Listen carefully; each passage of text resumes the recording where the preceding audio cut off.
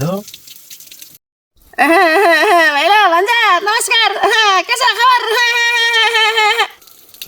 ठिक छ हजुर खै मैले त हजुरलाई त चिनिनँ त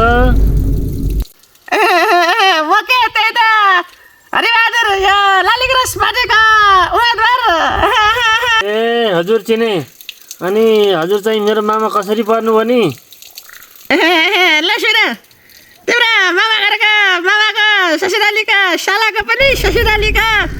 छिमेकी मदन बहादुरका छिमेकीमा हरिबहादुर अनि मदन बहादुरका भान्जा परेपछि मेरो पनि भान्जा परेनौ त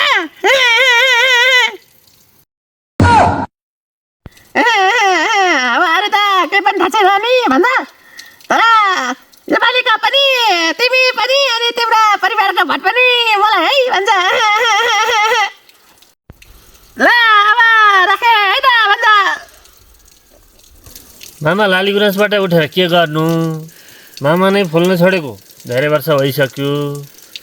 त्यही भएर चाहिँ अब त्यत्रो त्यो 3 चोटि चाहिँ जिताएर पठाएर